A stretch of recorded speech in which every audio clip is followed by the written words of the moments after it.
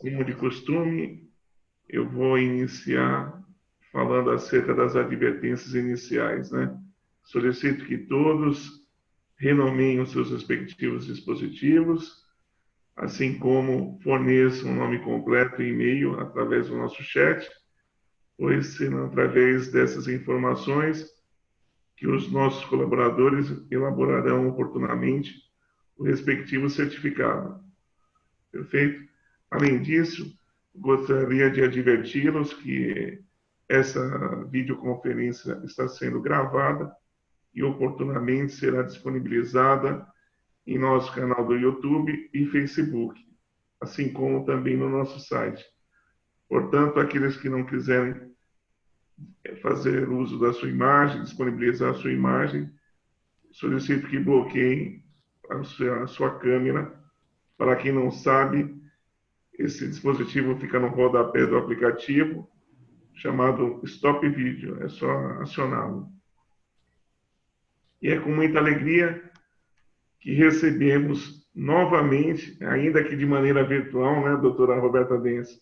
Espero que aí numa próxima oportunidade as nossas autoridades médico-sanitárias autorizem que o seu retorno seja presencial, para que possamos manifestar todo o nosso carinho e respeito à grande profissional da área do direito que a recebemos em nossa subseção por intermédio das comissões de defesa do consumidor, muito bem conduzida pela nossa querida presidente Kátia Piazza, e também pela nossa Comissão de Cultura e Eventos, conduzida pela querida doutora Morgana Garcia. Hoje abordaremos o tema acerca dos 30 anos do Código, um breve histórico, né, sobre os 30 anos do Código de Defesa do Consumidor.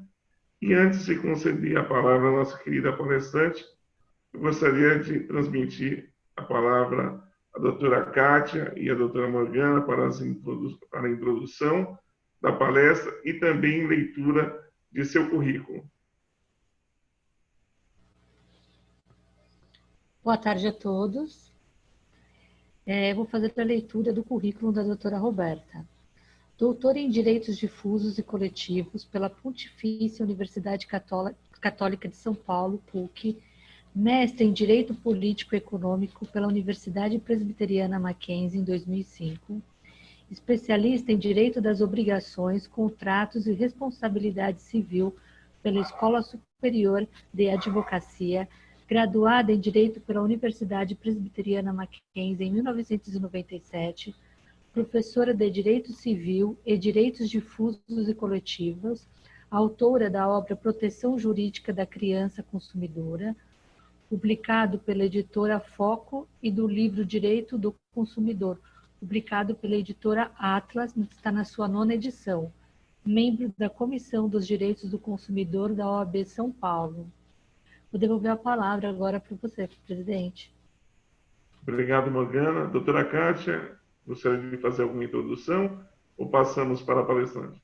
Com a palavra, doutora Kátia. Boa tarde a todos. Só agradecimentos, né? Primeiramente, doutor Gonçalo, né, por essa oportunidade, doutora Morgana, por sempre me ajudar, né, nas correrias aí.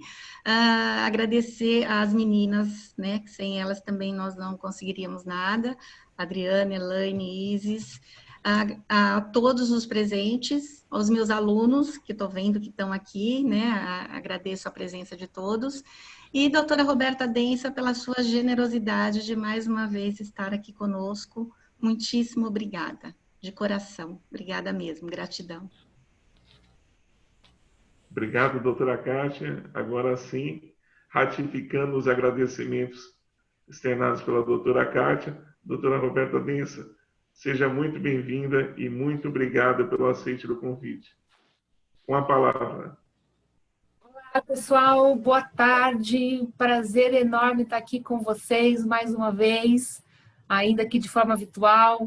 A gente vai tomar um chopp beira-mar ainda, nem que seja em 2021, na primeira oportunidade. Então, agradeço ao doutor Gonçalo pela possibilidade de estar aqui, doutora Morgana também, minha amiga Kátia Piazza, que mora no meu coração, que a gente se vê muito pouco, mas a gente está sempre ali conectada de alguma forma, né? Agradeço a doutora Silvana Dias, que eu vejo aqui está conosco também. Agradeço o pessoal da subseção, que, enfim, ajudou a organização. Sem vocês, a gente realmente não consegue fazer absolutamente nada. O pessoal de São Paulo também, muito obrigada. E, na verdade, eu combinei de a gente fazer um bate-papo, então eu vou falar, assim, uns 30 minutinhos, e aí depois a gente abre para deixar mais, assim, para ter participação de vocês, para a gente também ter, saber o que mais a gente pode explorar, né? Porque o tema direito do consumidor, eu sou suspeitíssima para falar, mas ele é um tema extremamente atraente. Se tem alunos aqui, é muito bom também que as pessoas saibam disso, né? Desde a graduação. Parece uma disciplina fácil, mas ela não é. Ela exige muito da gente, ela exige especialmente que nós tenhamos conhecimento de outras áreas, em especial direito civil, direito administrativo, a gente tem que conhecer um pouquinho de direito penal. Então, quando as pessoas dizem que o direito do consumidor é fácil, eu já logo sei que a pessoa não sabe nada de direito do consumidor. Então, é realmente uma área extremamente desafiadora. Claro que os aspectos principiológicos, a forma de pensar, está toda ali dentro da estrutura do código, mas, e é justamente isso que eu gostaria de dizer, ao longo desses 30 anos, a gente vem efetivamente construindo uma defesa do consumidor. Se a gente parar para pensar em termos de raciocínio sobre o direito privado, ao longo, não dos 30 anos, mas eu diria que dos 40 anos para cá, ou 50 anos para cá, a gente realmente mudou completamente o paradigma, a forma de pensar o direito privado, né? Se a gente olhar para o direito privado ali do século XIX, falando especialmente do direito francês, né, que nós nos inspiramos muito em direito civil, especialmente. Eu sou apaixonadíssima pelo direito civil. Antes do direito do consumidor, acho que antes de mais nada, eu sou do direito civil, sou do direito privado e acabei me aventurando no direito do consumidor. Então, se a gente parar para pensar na estrutura do direito civil, pensada não só no último século, mas ao longo de muito tempo, em especial com o direito romano, que tudo também nos inspirou, o direito germânico, enfim, o direito francês, as estruturas do direito civil, elas são muito mais consolidadas. Se a gente pega lá o Código Civil, é fácil de a gente entender, né? Começa com pessoas, passa por bens, fato jurídico, ato jurídico, responsabilidade civil, contratos, direitos reais, família e sucessões.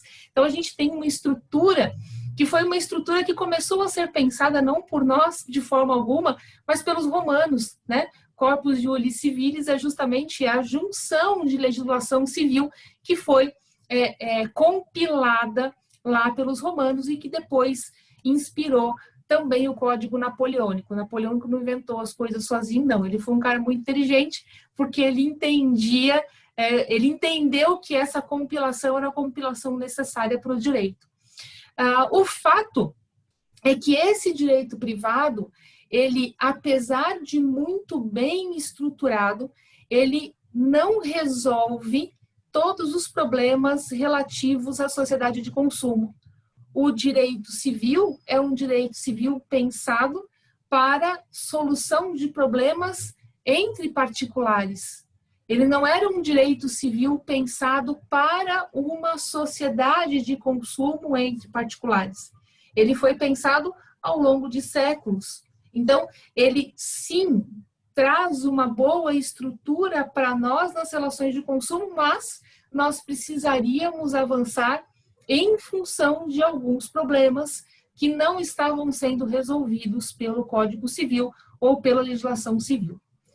Muito importante dizer que a sociedade de consumo, ela não surge nos últimos 30 anos, especialmente no Brasil, né? Na verdade, a sociedade de consumo, ela se desenvolve especialmente depois da Revolução Francesa, com o fato de a gente ter uma grande massificação, uma produção em massa, e essa massificação, ela tem, por óbvio, reflexos no direito. Então, o direito do consumidor, ele foi pensado e também estruturado ao longo de muito tempo, em função de as estruturas do direito civil não serem estruturas suficientes para soluções de problemas. Em especial, por quê? Porque na relação civil, nós partimos do princípio de que as relações são paritárias. Nós estamos falando entre iguais na relação civil. Na relação de consumo, nós estamos falando de uma relação que não é paritária. É o que a gente chama também, na análise econômica do direito, de relações assimétricas. O fornecedor, ele está em relação de assimetria com o consumidor e, por causa disso, ele pode se valer da força dele, da qualidade de fornecedor, para, eventualmente, impingir produtos e serviços que não são de vontade do consumidor. Enfim, a gente tem aí uma gama de situações que, ao longo do tempo, as pessoas começaram a perceber que o pacta sunt servanda do direito civil não resolvia os problemas, justamente porque essa relação não era uma relação paritária. Quem disse isso pela primeira vez, de uma forma explícita, do ponto de vista do Estado, porque, claro, entre particulares ou nas discussões jurídicas isso já existia, mas, vamos dizer assim, o estopim, né? O fato de a gente ter trazido mesmo uma ideia de um conjunto de direitos do consumidor, isso nasceu também na Europa, nos Estados Unidos, mas quem trouxe voz para isso foi o presidente Kennedy, lá na década de 60, em que ele faz um discurso em prol dos consumidores, porque lá nos Estados Unidos havia já um forte movimento social, ou seja, dos próprios consumidores, para criar ou para ter uma estrutura de direitos fundamentais do consumidor. Tanto é assim que o nosso artigo 6º do Código de Defesa do Consumidor é uma cópia desse discurso do presidente americano. Do artigo 1º até no artigo 6º, inciso 1 até o inciso 4, é basicamente uma cópia desse discurso do presidente americano. E o que o presidente disse? Olha, na sociedade de consumo, o consumidor deve ter o direito, em primeiro lugar, de preservar a sua saúde e segurança. É um direito básico do consumidor. Isso em função de alguns produtos que haviam sido colocados no mercado de consumo americano. Era um carro, um automóvel que explodia, da Ford, não sei se vocês já ouviram falar dessa história, era um carro que explodia, ele só explodia. E aí a Ford disse o seguinte: pessoal, não se preocupe, não são todos que explodem, são só alguns. Então tá tudo certo. Se explodir, a gente indeniza. Essa havia sido a resposta da Ford, né? Enfim, esse direito básico do consumidor foi quando o Kennedy disse, né, sobre os direitos básicos do consumidor, o direito à saúde e direito à segurança, parece a questão mais óbvia do mundo, mas ele manifesta isso lá, então, no discurso dele. Junto com esse direito básico de proteção à saúde e à segurança, fala-se também no direito à informação e educação dos consumidores, é outro direito básico, né? Os consumidores têm direito básico à informação, questão que a gente ainda pena ao longo desses anos, que a gente vai falar um pouco sobre isso, mas isso veio dessa experiência norte-americana, de compreender que existe uma assimetria de informações entre consumidores e fornecedores, e por causa disso, o fornecedor tem a obrigação de dar mais informações, de dizer ao consumidor como ele deve, então, utilizar o produto, enfim. O que se faz hoje de uma forma melhor, mas talvez não tão adequada quanto nós gostaríamos.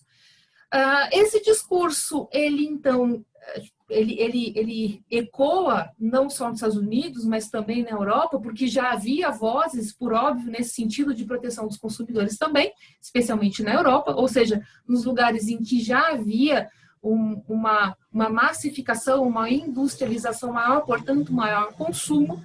Isso vem refletir no direito brasileiro, durante o processo de redemocratização do Brasil, né? E já havia ali um anteprojeto do Código de Defesa do Consumidor, de 1975, que, na verdade, depois ele foi sendo melhorado, enfim, e quando o Collor, então, toma posse, ele retoma a discussão do Código de Defesa do Consumidor, porque a Constituição mandou fazer uma lei de proteção e defesa do consumidor. Então, o legislador constituinte, entendendo a necessidade de proteção do consumidor no Brasil, ele manda fazer uma lei de proteção e defesa do consumidor. Artigo 5º, inciso 32, o Estado promoverá a defesa do consumidor na forma da lei. Atos das disposições constitucionais transitórias também manda fazer uma lei de proteção e defesa do consumidor. E artigo 170 da Constituição, quando fala das intervenções do Estado no domínio econômico, também manda fazer uma lei de proteção e defesa do consumidor. Muito importante dizer que, em paralelo a isso, nós também tínhamos uma discussão com a lei de concorrência, com o Estatuto da Criança e do Adolescente e outras legislações de caráter difuso e coletivo. Mas por que eu estou dizendo isso? Porque um dos maiores problemas do Brasil era justamente um aspecto econômico, não que ainda não seja, mas nós, de fato, também avançamos bastante nos últimos anos.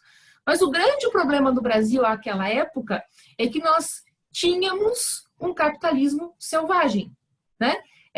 Kátia talvez se lembre, vamos ver, talvez a doutora Silvana também se lembre, mas naquela época, eu, na minha infância, na minha adolescência, era ou você pedia a Calói ou você ficava sem bicicleta. Não tinha produto no mercado, gente. Não existia concorrência. Os produtos que eram fabricados no Brasil tinham lá, enfim, meia dúzia de empresários que se beneficiavam daquela situação de um mercado extremamente fechado.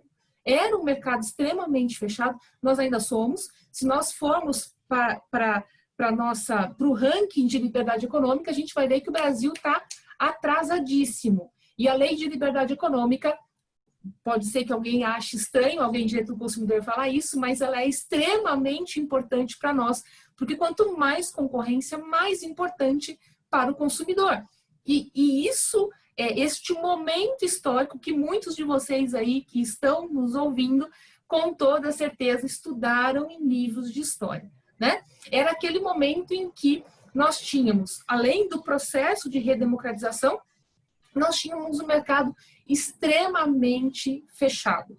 E aqui era muito simples. Eu comecei a advogar em 97 e eu tive muita sentença pacta sunt servanda, ponto. 97. Né? Que o juiz já, ele sequer pensava na possibilidade de fazer uma revisão de um contrato. 99, eu me lembro de sentenças dessa época que diziam isso.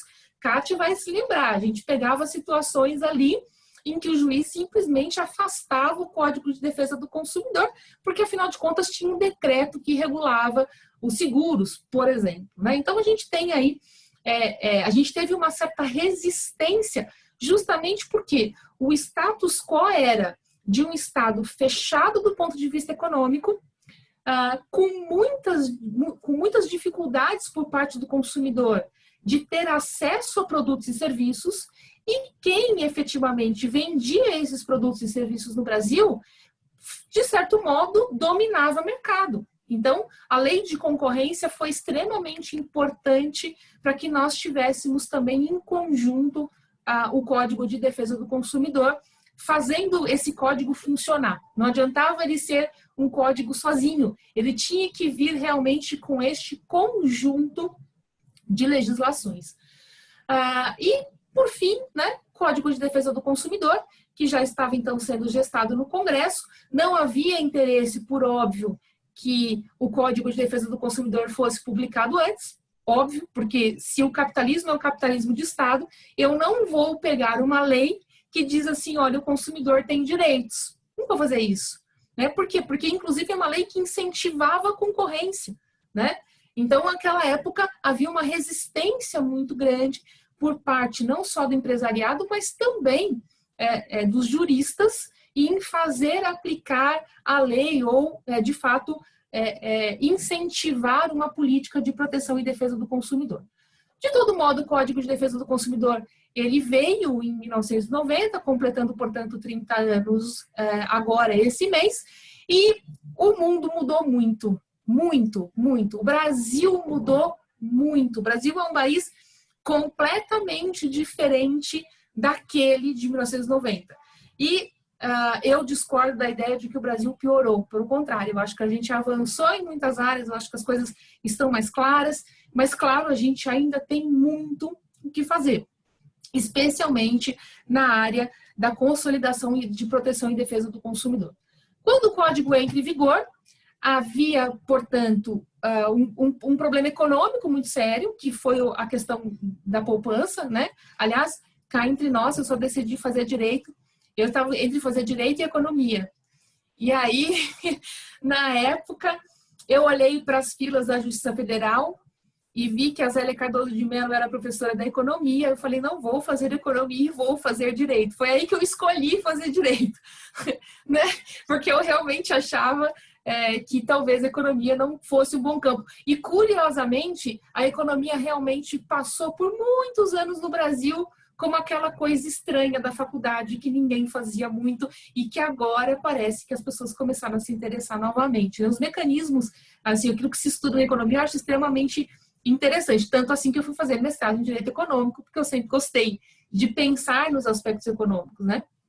Enfim. E quando, então, o código entra em vigor, com todos os problemas econômicos que nós passávamos àquela época, ele teve muita resistência em termos de aplicação. O Estado de São Paulo talvez tenha sido um dos últimos a efetivar a proteção e defesa do consumidor. A gente teve, assim, algum tempo de maturidade, tanto que eu costumo dizer, né? Se a gente pegar lá o CNJ e pegar as resoluções do CNJ que mandam ter o direito do consumidor nas provas da magistratura, a prova da magistratura de São Paulo só passou a ter uma prova de direito do consumidor depois que o CNJ mandou em 2007. Porque até então a magistratura de São Paulo perguntava uma ou outra coisa sobre o direito do consumidor, mas não tinha, assim, um enfoque muito grande para a área. E eu até, assim, eu me lembro exatamente quais eram as questões de direito do consumidor, porque eram sempre as mesmas. Eram sempre do mesmo jeito, eles perguntavam sempre da mesma forma.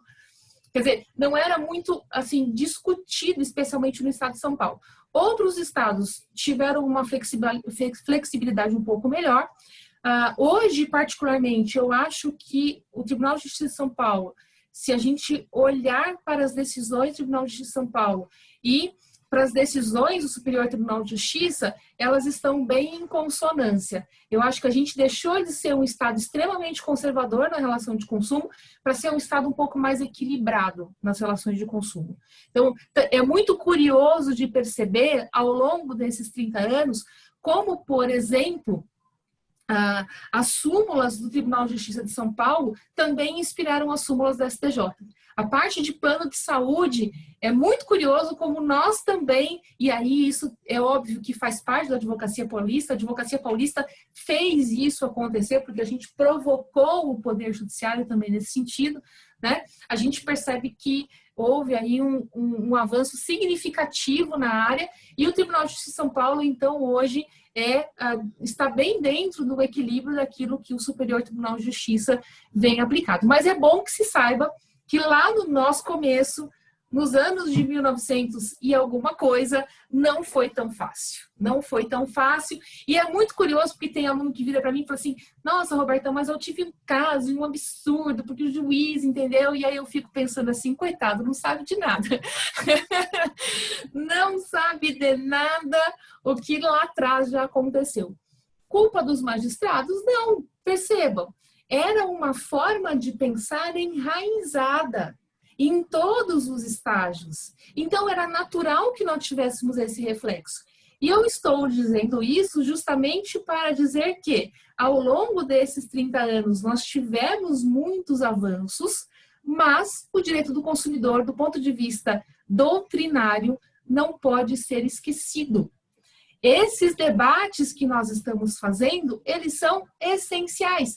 Entender de onde nós viemos, por que nós viemos, por que no começo a aplicação era tão mais empolgante do que hoje. Inclusive as pessoas dizem, nossa, nós estamos perdendo direitos.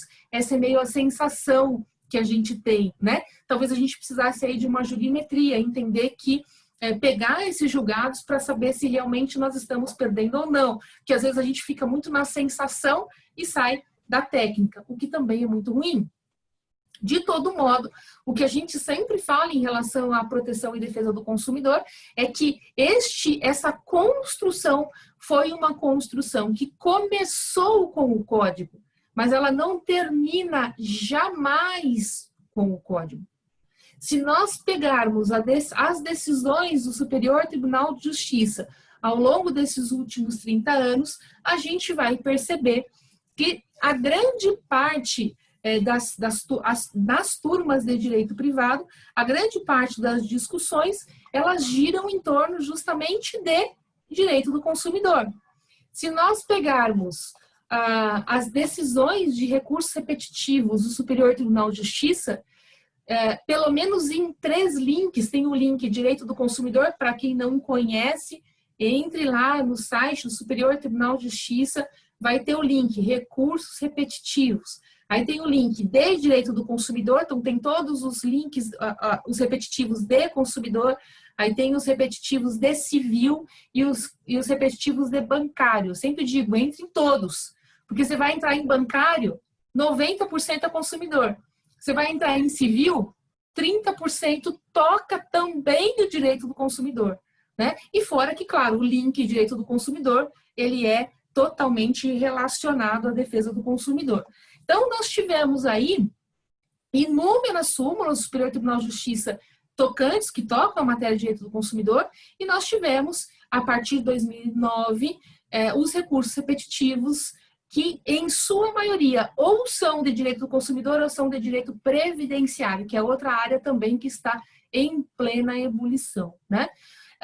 Essa construção jurisprudencial, ela foi extremamente importante para a relação do consumo, mas ela não é, de forma alguma, uma solução para as discussões que nós temos em defesa do consumidor.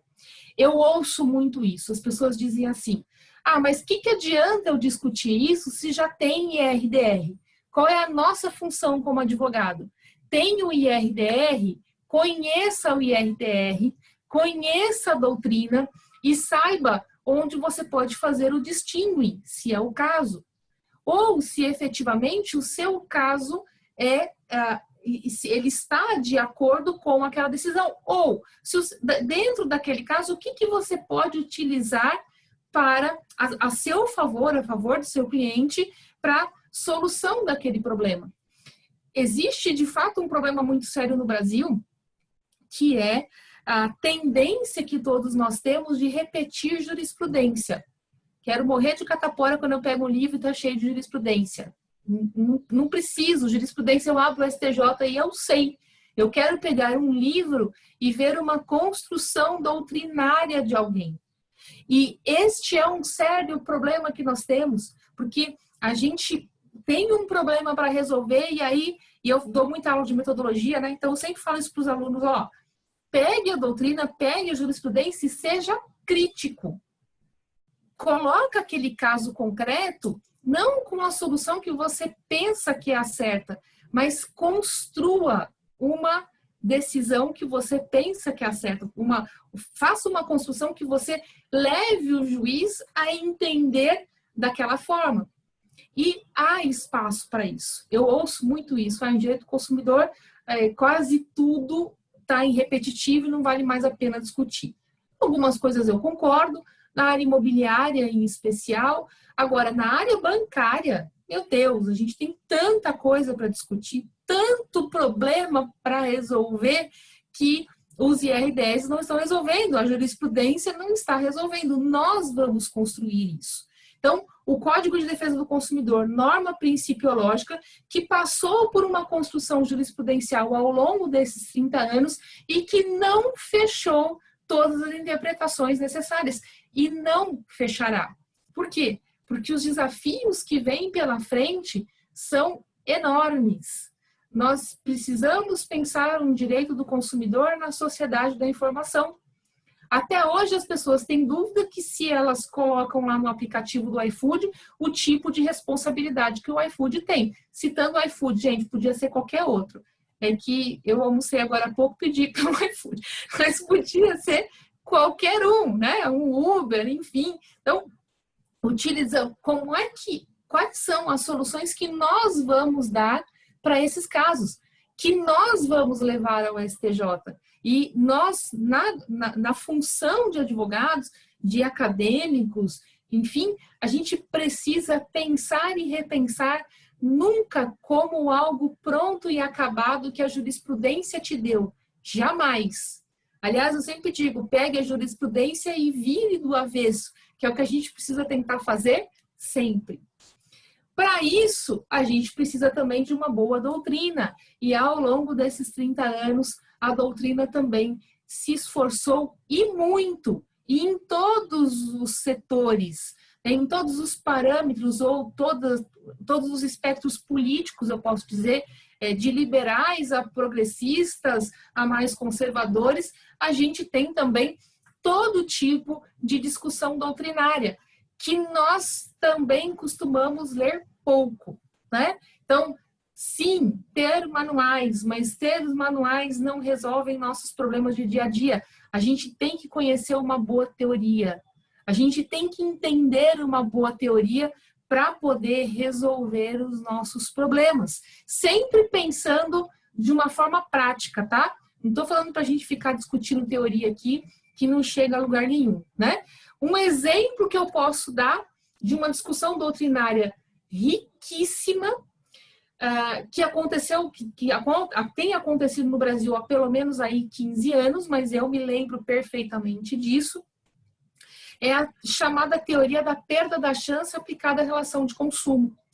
Eu me lembro que quando eu editava ainda em outra editora, o livro apareceu na minha mão, perda da chance, eu falei, gente, que loucura, o que é isso aqui, né? Menina, que loucura. Aí vamos ler o que significa esse troço aqui da perda da chance, né? E de repente a jurisprudência começa a aplicar a perda da chance. Então muitas vezes a gente critica o juiz, mas a gente também não dá solução para ele diferente. A gente não aplica, a gente não consegue pegar uma doutrina diferente para dizer a ele que isso tem que ser repensado. Então, a teoria da perda da chance é um ótimo exemplo de algo que começa na academia, está lá nas discussões doutrinárias e que hoje está aí fervilhando nos tribunais de uma forma geral. O Superior Tribunal de Justiça também, se jogar a perda da chance, tem um monte de discussão. Então, é claro, isso exige muito da gente na qualidade de profissional, né? Exige muito da gente na qualidade de construir teses a favor dos seus clientes. Bom, isso tudo pensando do ponto de vista de discussão judicial, né? Levando as soluções judiciais. Que hoje, na verdade, talvez a gente não precise ou não deva, de fato, usar necessariamente o contencioso. A gente tem os métodos alternativos de solução de conflito, coisa que, à minha época, quando eu estudei direito, a gente nem sonhava que isso existia. Pelo contrário, um advogado bom era um advogado que brigava. Pelo amor de Deus, gente, jamais, né? Essa não pode ser a nossa função. Eu estava dizendo isso com um amigo meu ontem. Nós, como advogados, no momento em que a gente defende o nosso cliente, a gente chega a ser chato. É a nossa função. Perfeito. Chata mesmo. Pode chamar de chata, né? É a nossa função. No entanto, a gente precisa ter flexibilidade entre a defesa do seu cliente e a solução do problema, né? A gente precisa ter essa flexibilidade e os métodos alternativos, as práticas colaborativas, aquilo que vem sendo trabalhado, especialmente no direito de família já há mais tempo, tem sido trazido também para as relações de consumo. Então, para você que gosta da mediação, não é uma pessoa que está lá tanto na briga, a professora Silvana eu sei que gosta, né? Já é um assunto que eu sei que ela gosta de trabalhar. Enfim, quando a gente pensa nas soluções, né, nessas soluções que a gente chama hoje de métodos adequados de solução de conflitos e não alternativos, né? São cada vez, e se vocês puderem ler mais sobre o tema aplicado às relações de consumo, isso, na verdade, se você pegar, está na essência do Código de Defesa do Consumidor nas políticas do artigo 4º, né? Isso já estava na essência do Código de Defesa do Consumidor. Aliás, o Collor fez uma live dia desses e ele disse justamente isso, que uma das questões que o Código mais se preocupava era solucionar os conflitos sem necessariamente levar à judicialização, né? Talvez a gente não tenha conseguido chegar naquela época, mas hoje, quem sabe, com essas soluções adequadas, a gente consiga chegar a essas situações. Agora, antes disso, e para fechar a minha fala, um outro papel que um advogado pode muito bem fazer nas relações de consumo está relacionada à prevenção, né? À aplicação efetiva do Código de Defesa do Consumidor em relação às pequenas, médias e grandes empresas. Eu falo grandes empresas, mas grande empresa parece uma coisa lógica. Mas a gente precisa estar um pouco mais próximo deste empreendedor ou deste fornecedor de médio e pequeno porte, que é boa parte, né, do nosso PIB brasileiro, mas que, de uma forma geral, a gente não consegue enxergá-lo, exceto na trabalhista, né? A gente não consegue enxergá-lo dentro de uma lógica de prevenção de problemas e de conflitos para estruturar um programa adequado de prevenção de conflitos em empresas. E antes de a gente entrar aqui, eu estou finalizando um artigo, provavelmente vai sair lá para outubro, novembro, num livro de comemoração aos 30 anos do Código de Defesa do Consumidor, que é justamente sobre compliance nas relações de consumo. Como é que a gente pode usar a estrutura do compliance para efetivar a defesa do consumidor? Porque perceba, ao longo dos 30 anos, lógico, o fornecedor, ainda que seja pequena ou média empresa, ele tem noção de direitos básicos do consumidor. Ele sabe solucionar um problema de vício ou de defeito. Mas ele talvez ainda não saiba usar um programa de integridade em que ele consiga mostrar que ele é ético com o consumidor, não só na aplicação das normas do Código de Defesa do Consumidor, mas também como um método ou como uma meta, é melhor dizendo, do próprio fornecedor. Né? E os programas de compliance, eles ficaram mais fortes no Brasil depois da lei anticorrupção. Todo mundo pensa em compliance como lei anticorrupção ou anticoncorrencial, às vezes trabalhista, porque também já tem chegado, mas muito pouco nas relações de consumo. Né? E eu falo para vocês, minha gente, tenho trabalhado em empresa praticamente a minha vida inteira. Eu acho que de escritório eu fiz 1 ano e meio, escritório autônomo. Depois, colega, entrei em empresa, nunca mais saí. E um dos maiores problemas da empresa é essa comunicação, essa estrutura que as pessoas precisam ter para se relacionar com o consumidor e resolver problemas do consumidor. São vários os riscos envolvidos numa relação de consumo. E a gente precisa começar a pensar dentro da cúpula da empresa, e aí se eu estou falando de uma empresa familiar de médio porte, a cúpula da empresa é essa família, são esses diretores, eles precisam ter uma política clara de proteção do consumidor. Quais são os riscos que aquela empresa tem em relação ao consumidor e como fazer para que aqueles riscos diminuam. Isso pode ser um papel muito interessante que o advogado tenha daqui para frente, né? Porque isso vem, de fato, sendo muito estruturado. Claro, como eu disse, na anticorrupção, mas as empresas estão começando a perceber que elas precisam disso. Durante a pandemia, a gente percebeu aí, em relação a marketing, por exemplo, nós tivemos 2 casos sérios relativos a marketing que atingiu diretamente a reputação da empresa, porque quando atinge a marca da empresa, você imagina, uma empresa, ela demora anos para consolidar uma marca.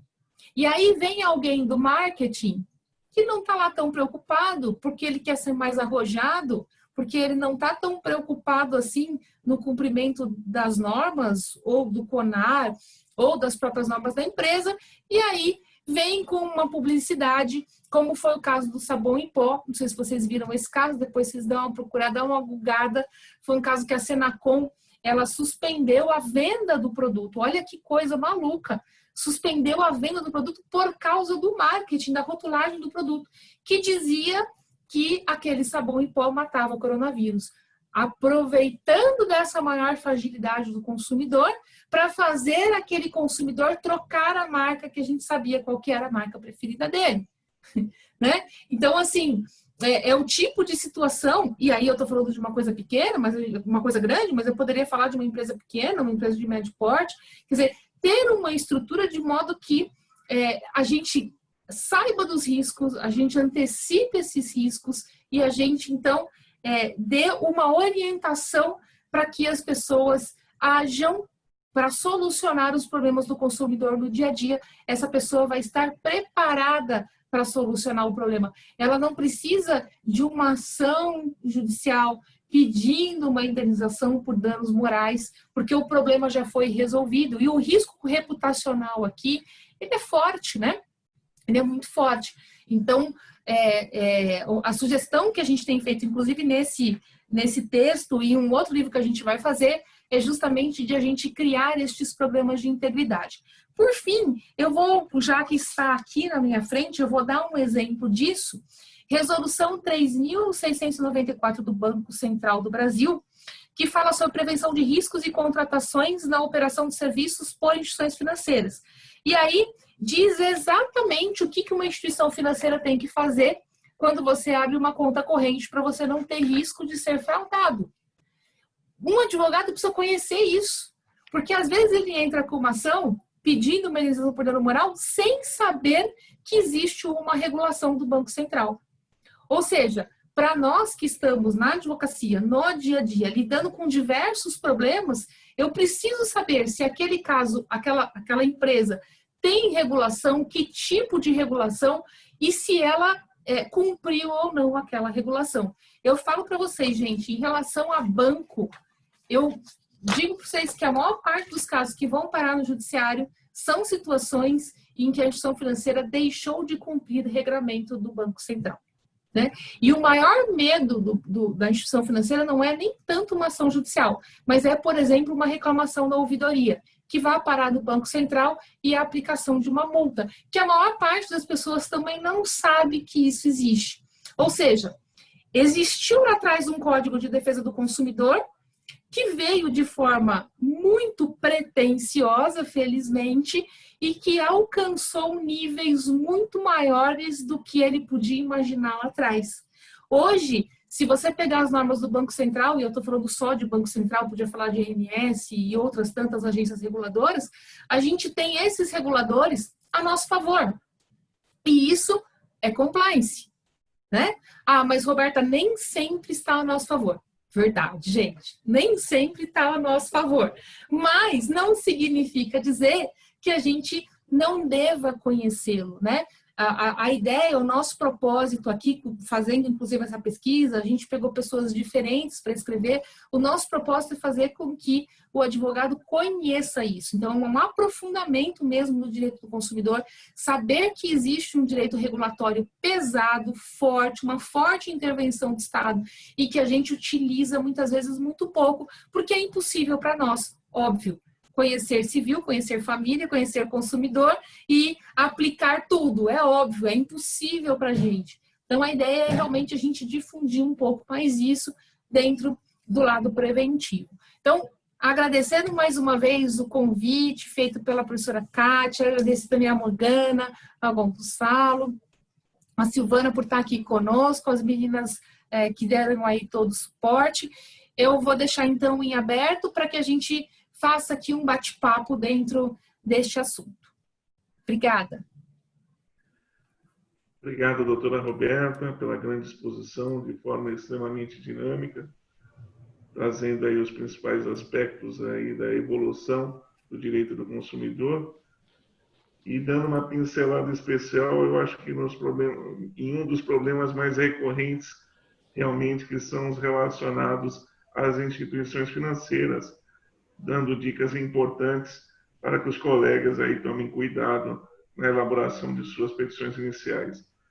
Mas, antes de partirmos para as considerações finais, como bem disse a doutora Roberta, abriremos para as indagações, e aí eu peço que os queridos participantes utilizem a ferramenta Raise Hand aí, que observaremos a ordem de preferência ali incerta. Para quem não, está acionando pela primeira vez o aplicativo, essa ferramenta se encontra aqui na aba Participantes. É só clicar Participantes e vocês verificarão essa ferramenta chamada Raise Hand, é só acioná-la. Perfeito? Dri e Elaine, por favor, me auxiliem. Também, se tiver Doutora Daniela pergunta... Freitas já levantou a mão. Obrigado, Elaine. Com a palavra, doutora Daniela. Olá, boa tarde a todos os colegas que estão aqui. Eu tenho... Dani, eu acho que o seu áudio está um pouquinho baixo. Ou é o meu, sei lá. Tá baixinho. Tá baixinho. Dá para ouvir, mas tá Bom, baixinho. tá melhor agora? Aí, melhorou, tá ótimo. Eu tenho doutora Roberta, boa tarde. Muito maravilhosa a sua palestra, ótima mesmo. Eu tenho duas questões, na verdade. Uma é que eu gostaria de entender, assim, no momento que a gente viveu agora da pandemia, e aí é uma situação especificamente relativa às entidades de ensino. A gente ouviu falar muito assim, não, isso está no Código de Defesa do Consumidor, porque eles mantiveram, muitas entidades mantiveram o valor das mensalidades, o que acabou fazendo com que eles até perdessem um grande número de alunos. Então, a gente vê que assim, uma atitude tão radical acabou levando a talvez um prejuízo, acredito eu, né? E aí as pessoas falavam assim, isso é da defesa do consumidor, é do CDC. E aí o PROCON soltou uma nota para que as entidades observassem, só que na verdade a nota não tem fundamento nenhum, então foi meio que uma brincadeira, porque aí você fica com aquilo abanando que não serve para nada. Aí a gente ouviu que no Rio de Janeiro tinha sido feito uma determinação para que as entidades fizessem 30% do valor menos o valor da mensalidade, aí elas teriam que aplicar aquele resultado final. Mas, assim, na prática, como que a gente poderia utilizar o Código de Defesa do Consumidor em nosso benefício enquanto consumidores do serviço das entidades de ensino? Posso responder essa e depois você faz a outra? Pode ser? Por favor. É melhor porque se fizer duas eu vou me embananar.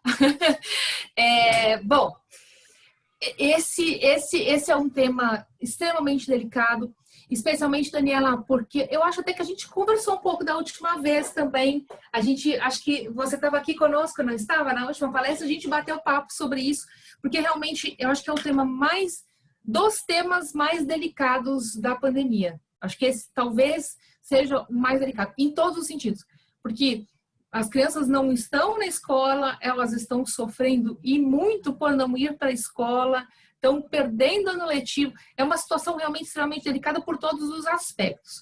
Em relação ao Código de Defesa do Consumidor e à revisão judicial do contrato, nós não temos nada tão fácil de ser interpretado. Então, realmente, o PROCON de São Paulo solta uma nota técnica diferente da nota da Senacom, o que particularmente acho estranho, né? Não que o PROCON tenha que ter exatamente a mesma nota técnica que a Senacom fez, mas a Senacom foi muito equilibrada na nota técnica dela. Para quem está nos ouvindo e não sabe a diferença, gente, a Senacom é a Secretaria Nacional de Defesa do Consumidor. Todos os recursos relacionados à defesa do consumidor nos âmbitos do PROCON, eles são julgados em última instância pela Senacom, tá?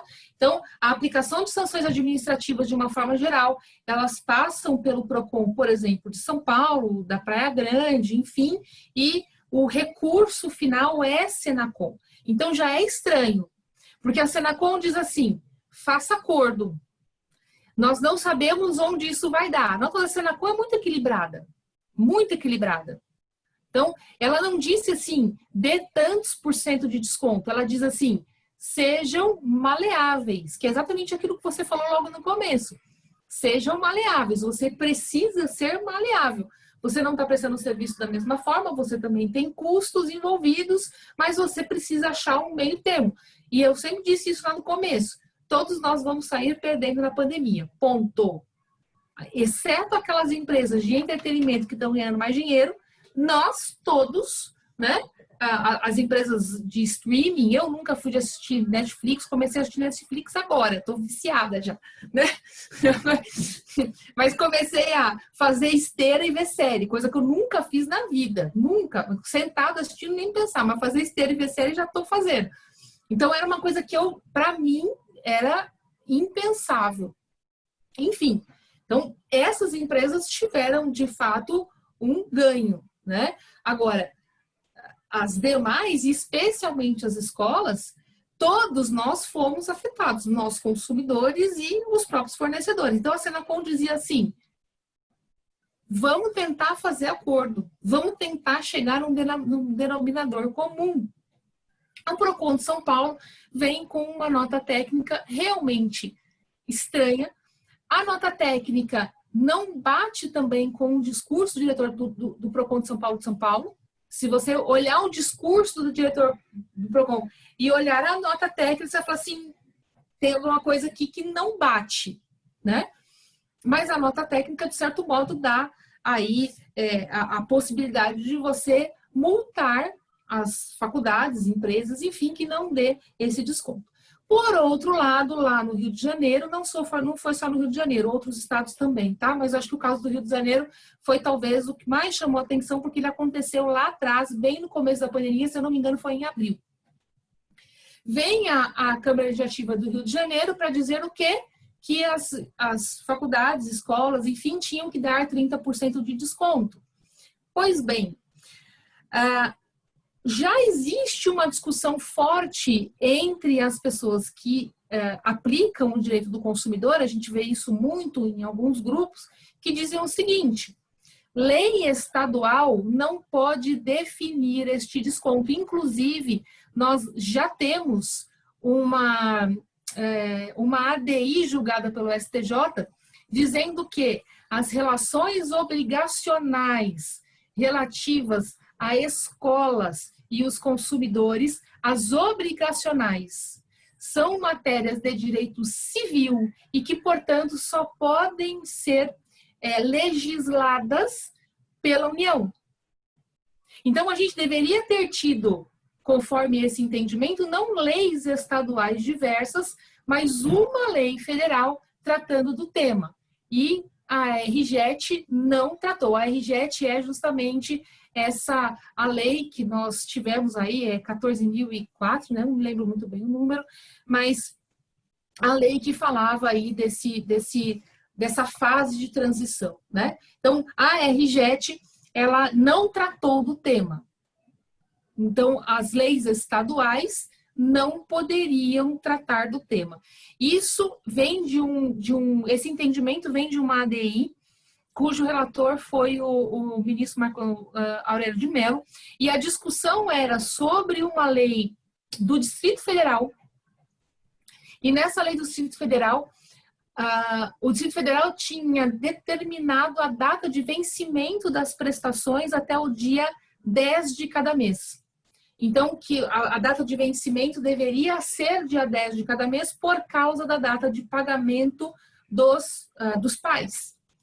Essa era a lei estadual, lei distrital que falava isso. Aí, então, isso vai para o STF diz não, não é bem assim. O Estado não pode regular temas de direito das obrigações. Tenho para mim que esse talvez seja, de fato, um entendimento razoável em relação ao tema, né?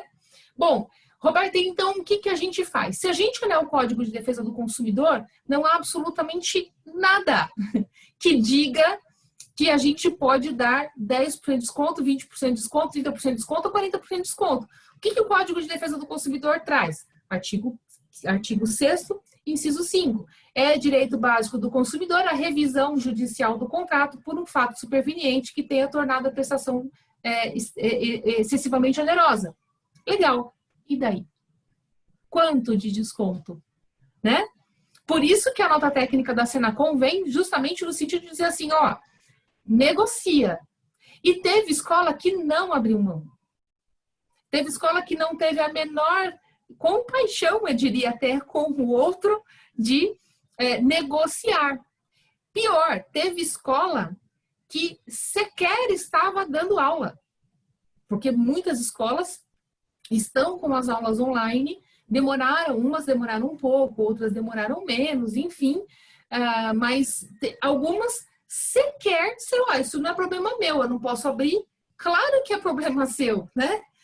Então, é óbvio que essas aulas precisam ser ministradas e isso é um problema seu, né?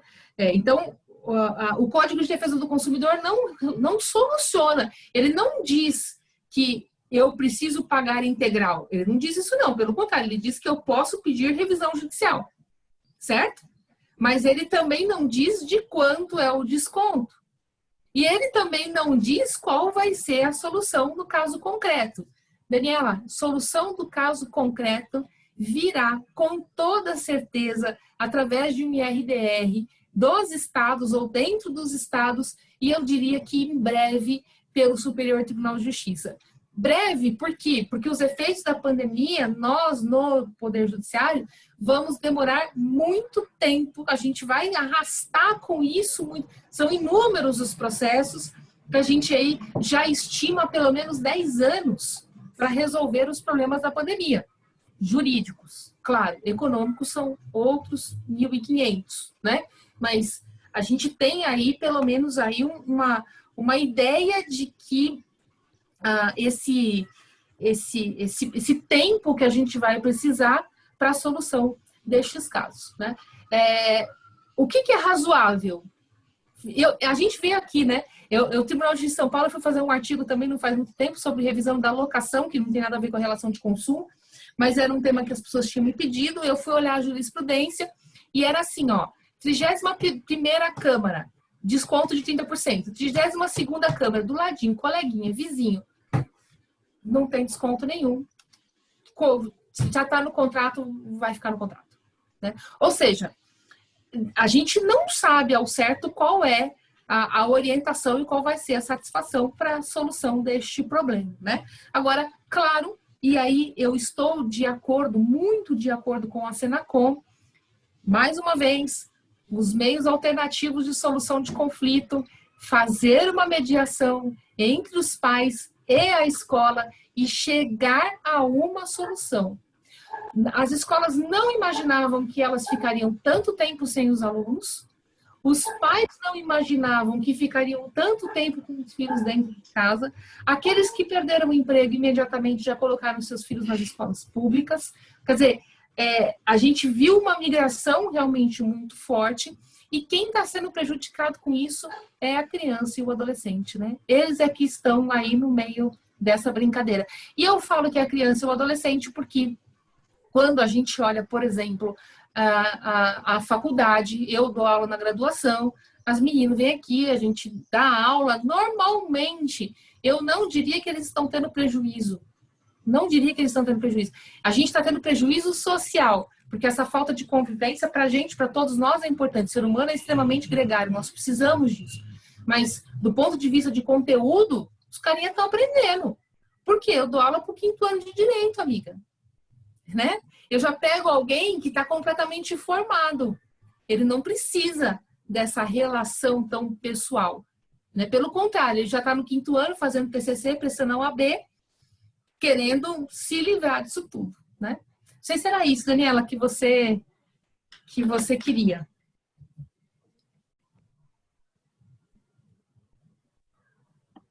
Sim, era assim. E agradeço muito, né? Porque agora, então, a gente vai começar a correr atrás para conseguir formar, talvez, alguma jurisprudência nesse sentido, para tentar correr atrás do prejuízo, porque, de fato, o prejuízo existe. De fato, as entidades, elas não foram legais nas negociações.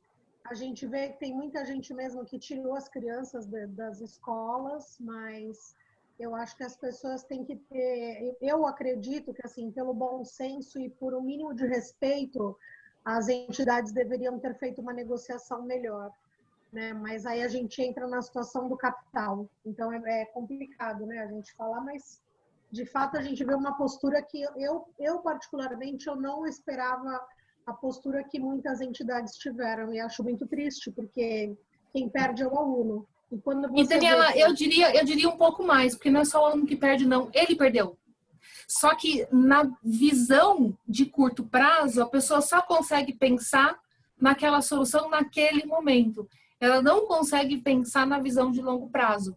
Então, é um capitalismo burro esse. Ele não é um capitalismo inteligente. Um capitalismo inteligente, ele vai entender que a situação é outra e que eu preciso dar uma solução diferente para aquilo, né? Mas a gente tem visto mesmo posturas extremamente rigorosas, o que é uma grande burrice. Falando português claro, uma grande burrice. Eu tenho, assim, como hábito, e até isso eu converso muito com os meus clientes também, a gente tem que entender que é melhor pingar do que secar. E aí eu acho que para as universidades era melhor ter feito uma redução para as escolas, mas não perder o aluno, porque aquele aluno vai trazer um primo, vai trazer um irmão, vai trazer... E a partir do momento que ele se desvinculou dali, por conta da forma tão radical, né, do tratamento radical da escola, é lógico que a escola perde, isso é evidente. E aí eu tenho uma segunda questão. Quando a gente entra com ações contra bancos, e eu vou ser muito sincera, assim, o meu olho até brilha quando chega um cliente para fazer ação contra banco no escritório, porque isso tanto no trabalhista quanto no direito relacionado ao consumo. Porque é aquela coisa que você senta e fala assim, nossa, que delícia, graças a Deus. Você sabe que parece que está todo mundo ao seu favor, né? O universo conspira a favor. Aí eu queria entender, assim, por que os bancos, habitualmente nas defesas, eles tentam afastar de qualquer maneira a relação de consumo. Qual é o objetivo? Porque eles vão perder. Pode ter relação de consumo, não tem, eles vão perder porque eles fazem coisa errada. E eles não aprendem. Eu não sei o que acontece no jurídico dos bancos, mas é assim, eles erram e insistem e ainda vão lá e assinam o erro, né? Então eu queria entender, assim, o que é esse desespero deles para tentar afastar essa relação, porque eles vão perder, graças a Deus. Mas assim, eu não entendo isso. Eu vou te dizer uma coisa. Tendo trabalhado em empresa por muitos anos da minha vida, mas, assim, trabalhei em instituição financeira, mas, enfim, depois fui para a empresa de médio porte, que tem uma visão um pouco diferente da sua reputação, tá? Qual é o problema maior que nós temos relativos aos bancos no Brasil? Falta de concorrência. Uma mão só. Contra os 5 maiores bancos, 2 são públicos. Eu não preciso falar mais nada. 2 são públicos. E se a gente olhar de todas as instituições financeiras, esses 2 públicos são quem mais dão trabalho. Se você conhece direito bancário, você sabe que esses 2 públicos são os piores, né? Então, esse já é um ponto. É aquela situação em que você não tem uma preocupação efetiva com o seu consumidor. Então, falta de concorrência bancária, tá? Esse é o ponto-chave da questão. Houve uma discussão lá atrás, quando a gente tinha lá vendas de patentes, a gente não existe mais isso, mas de patentes bancárias, ou venda mesmo de instituições financeiras, ou incorporações de instituições financeiras no Brasil, havia uma discussão se isso tinha que passar pelo CAD ou não, se isso era Banco Central, se era CAD. Baita discussão para nada. Por quê? Porque nós temos uma concentração bancária gigantesca no Brasil. E aí, Daniela, responde parte das suas perguntas. Por quê? E eu te falo por experiência. Uma quantidade muito pequena de consumidores vai até o seu escritório. A grande maioria, esmagadora maioria, tem até preguiça de pensar. Faz um acordo. Paga em parcelas. Porque, no fim das contas, advogado também, na cabeça de algumas pessoas, não é tão legal assim, né? Então, a gente ainda tem este problema, que é a resistência de alguns consumidores de brigar pelos seus direitos. Esse é um ponto.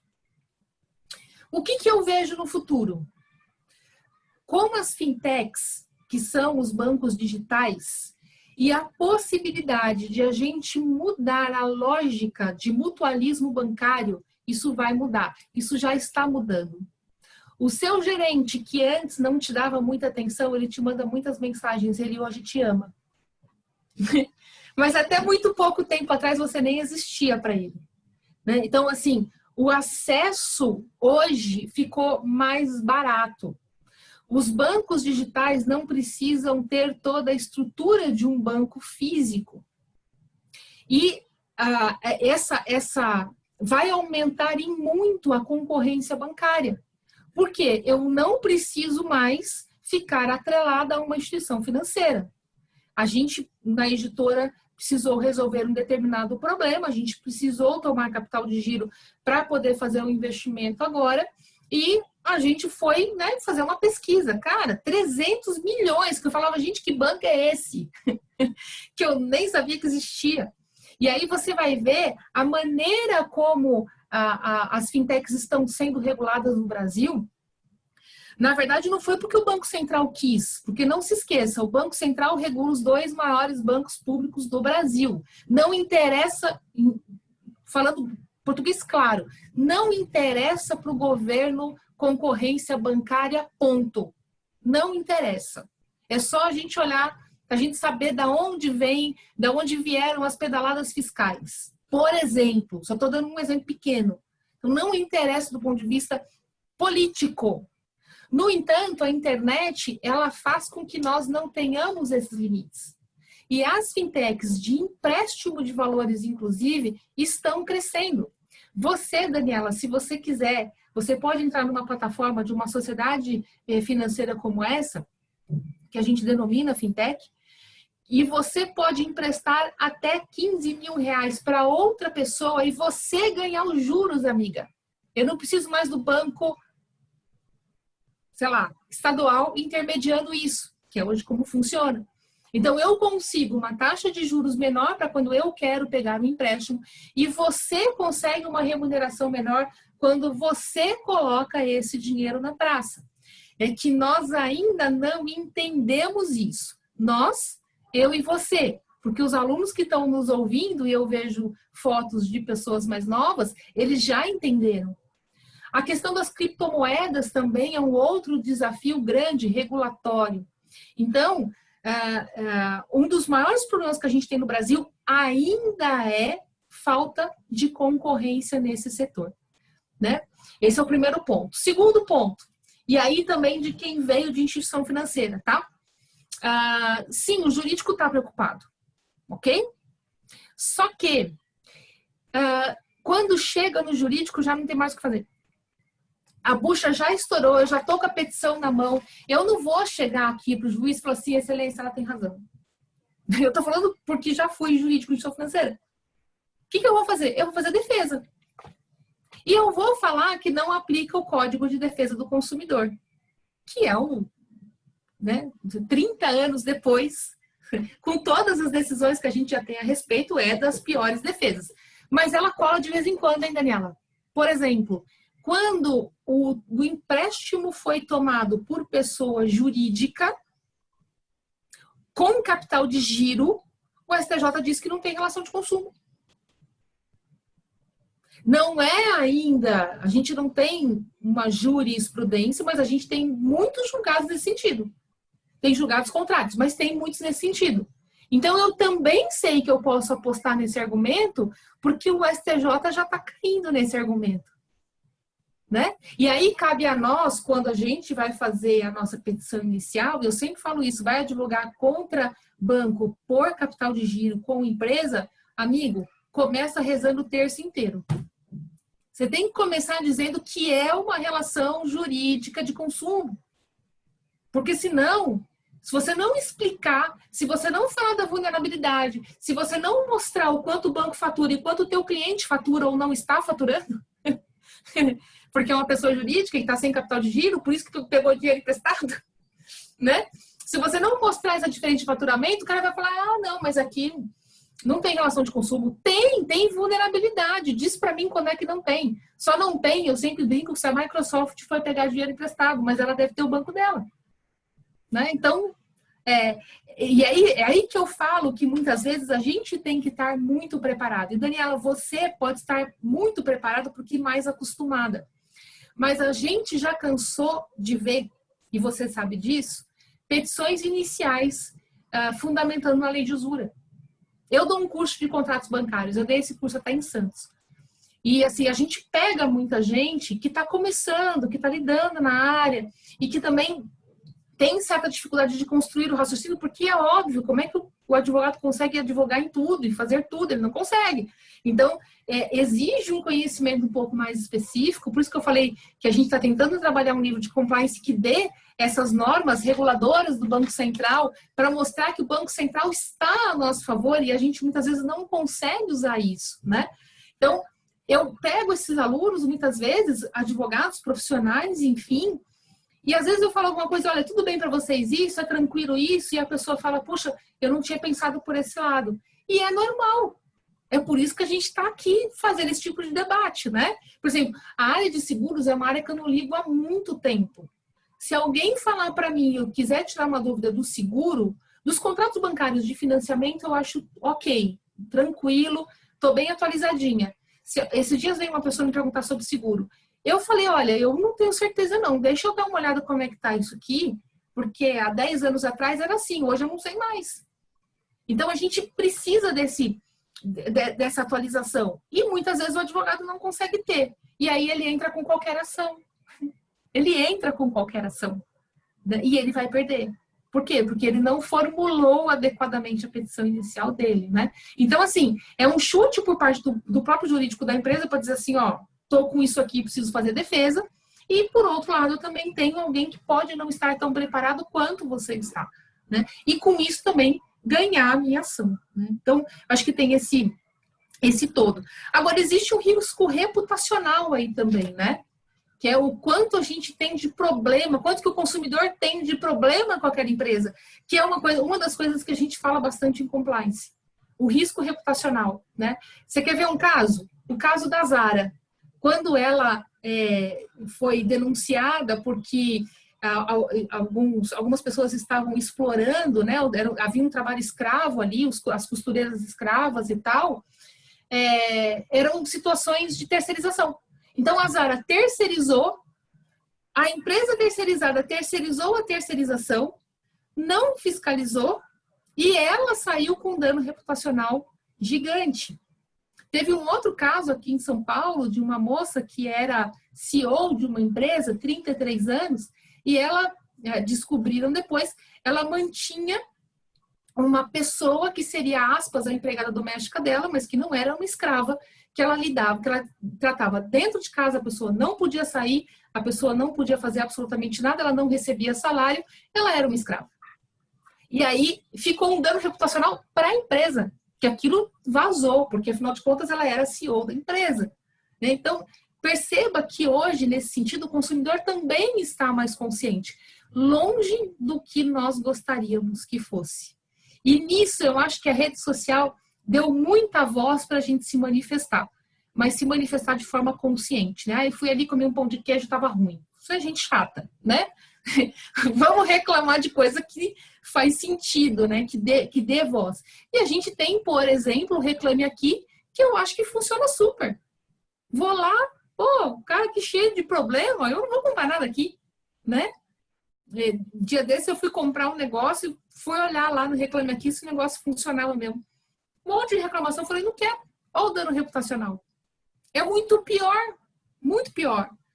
Então, as empresas, a ideia de ter um compliance em consumo é justamente para tentar resolver o problema do jurídico, porque o jurídico não consegue resolver. O jurídico, ele é reativo, né? A gente fala que ele simplesmente reage a uma situação. O preventivo dentro de uma empresa normalmente vem do compliance, vem bem menos do jurídico. Através de, enfim, eu fiz isso, né? Cursos em empresa e tal, a gente até faz isso, mas a estruturação de um programa de integridade, ela faz com que, desde a cúpula da empresa até o terceirizado, cumpra aquele programa de compliance, que é a nossa sugestão, né? Sua pergunta veio justamente casar com isso, é a nossa sugestão. É o que a gente acha, sinceramente, que pode fazer com que, mais uma ferramenta, né? Uma ferramenta de autorregulação que pode fazer com que nós tenhamos uma efetividade com menos custo. Porque perceba, quando eu falo de prevenção, eu não tive nenhum problema. Eu não precisei nem chegar aos métodos alternativos ou adequados de solução de conflito. Eu resolvi antes, saiu mais barato para mim, inclusive. Perfeito. Obrigada. Doutora Daniela, satisfeita? Sim, obrigada. Obrigado, doutora Roberta. Agora passamos a palavra ao doutor Marcelo Ataide Garcia, presidente da Comissão dos Direitos das Pessoas com Deficiência da nossa subseção. Com a palavra, doutor Marcelo. Boa tarde, doutor Gonçalo. Boa tarde, doutora Roberta. Boa tarde a todos os participantes. Doutora Roberta, eu vou trazer um caso concreto aqui, que é de conhecimento público, e eu gostaria que a senhora fizesse uma análise no que se refere ao comportamento da empresa em relação às redes sociais. No início do ano, a Bombril quis reativar e trazer uma marca de uma esponja de aço, a Crespinha, né? E aí houveram inúmeras manifestações de uma parcela da sociedade que entendeu que o nome Crespinha, né, se reportava ao cabelo crespo, né, e analisando a campanha publicitária de 1952, que é a época em que existia esse produto, notoriamente se identificava uma personificação da esponja de aço com o negro, colocando ele numa situação de subserviência. Diante dessas inúmeras manifestações nas redes sociais, a Bombril resolveu tirar esse produto do mercado e não implementar mais essa nova marca. Eu gostaria que a senhora fizesse uma consideração a respeito disso. Claro, eu acho interessantíssimo esse movimento, doutor Marcelo. Acho muito bacana. Esse caso da Bombril e outros tantos, eles levam também a uma outra reflexão, que é levar a diversidade para dentro das empresas em todos os seus campos, né? E aí a gente está falando de diversidade de gênero, enfim, a gente está falando de efetivamente pensar em diversidade dentro da empresa.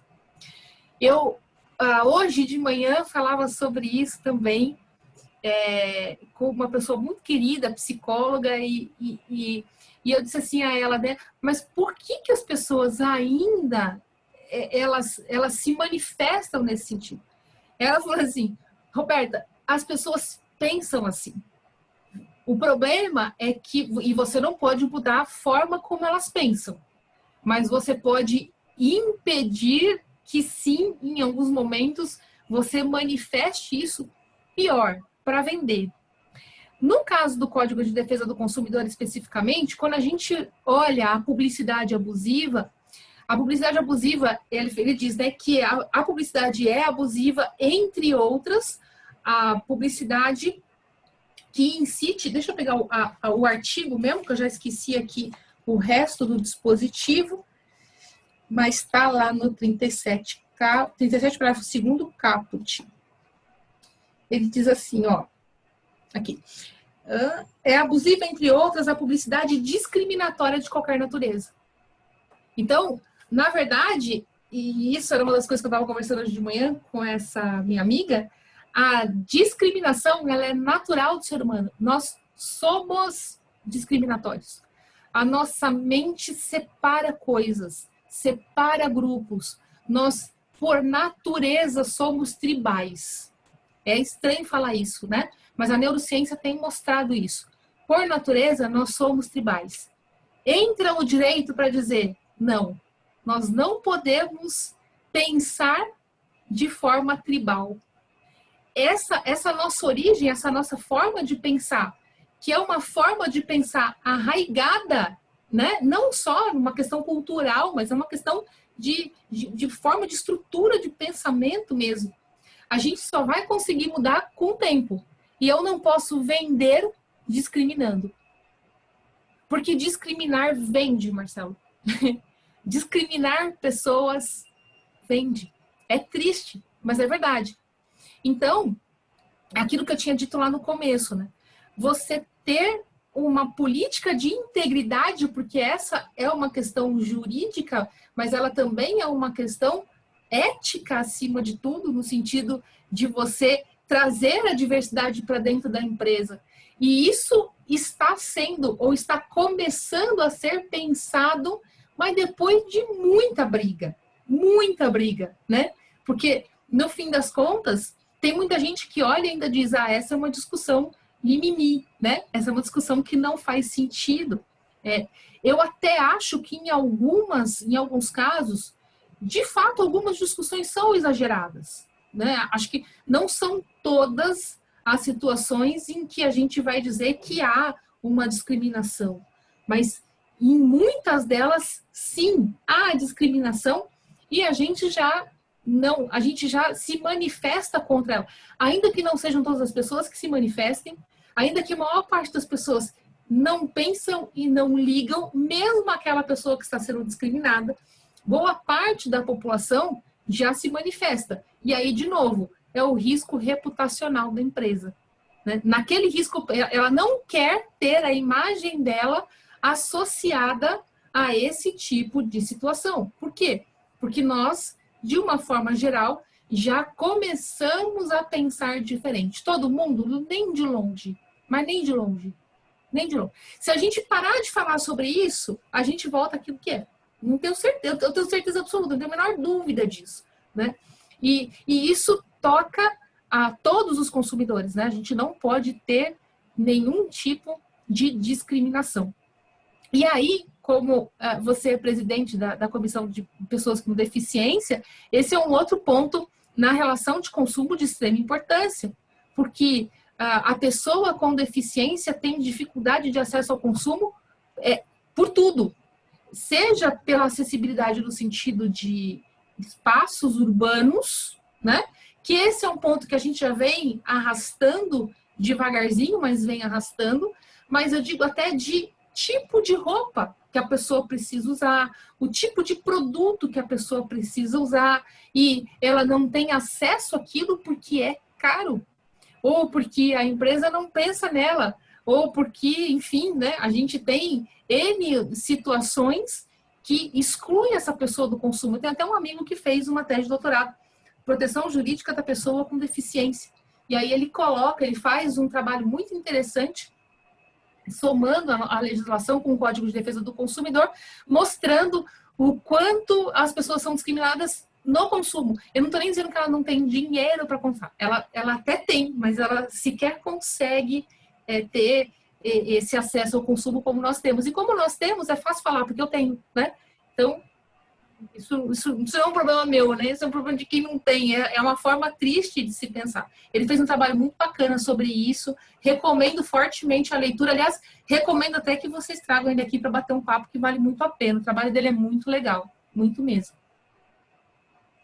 Vou pedir a gentileza da doutora transmitir aí para a doutora Morgana o contato do colega. Combinado. E com certeza ele será convidado aqui para nos prestigiar com a palestra. E Combinado. muito obrigado pela sua explanação. Eu acho que Eu que agradeço. Elucidou de forma excepcional o tema. Obrigada, doutor Marcelo. Muito obrigada. Obrigado, Marcelo, pela contribuição. Parabéns, doutora Roberta, pela explanação, realmente. Comungo do mesmo entendimento, e a doutora tem uma capacidade ímpar aí de se expressar de forma a alcançar o objetivo, que é transmitir o conhecimento a todos os participantes. Parabéns, viu?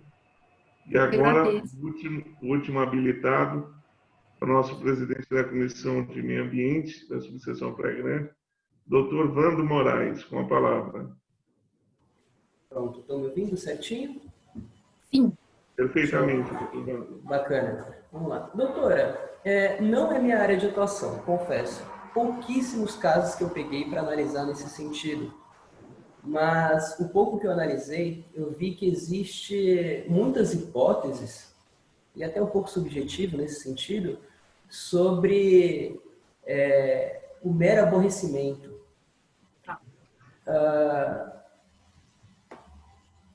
Não tem um parâmetro para saber o que é mero aborrecimento ou não. Então, eu gostaria de saber se existe algum movimento ou jurisprudência no sentido de diminuir ou estabelecer um parâmetro para isso, porque o pouco que eu vi, tudo é mero aborrecimento. Então, principalmente quando são ações contra bancos e grandes empresas de companhia telefônicas. Eu não sei por quê.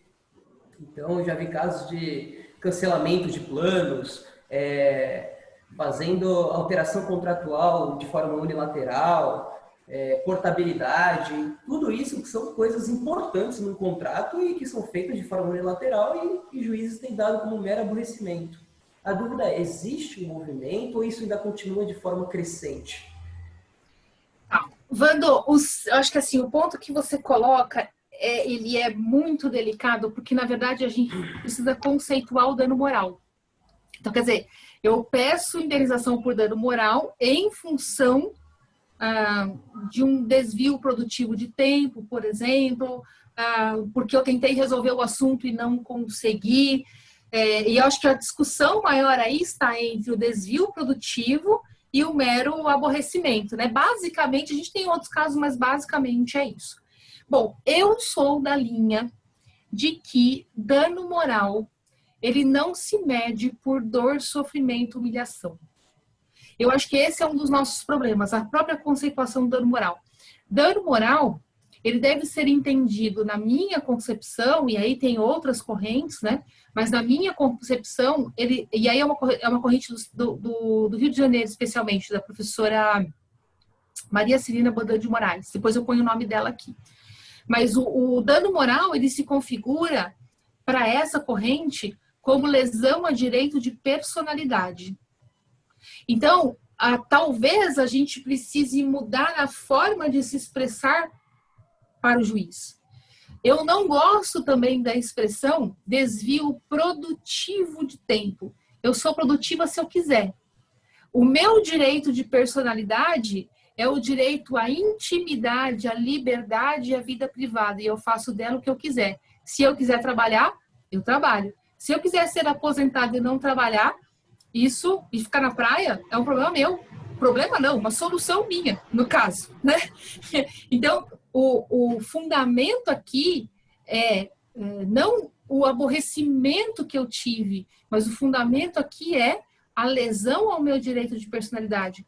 Eu tive que abrir mão da minha intimidade, do meu tempo, da minha vida privada para resolver um problema com a empresa, que se recusava a resolver o problema, né? Ou, enfim, por má formação dos seus profissionais, por falta de orientação dos seus profissionais, que eu acho que é um dos maiores problemas, né?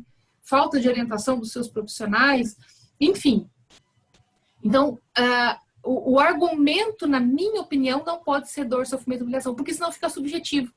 Eu digo assim, mas eu sofri. Não, mas espera, eu sofri mais que você, né?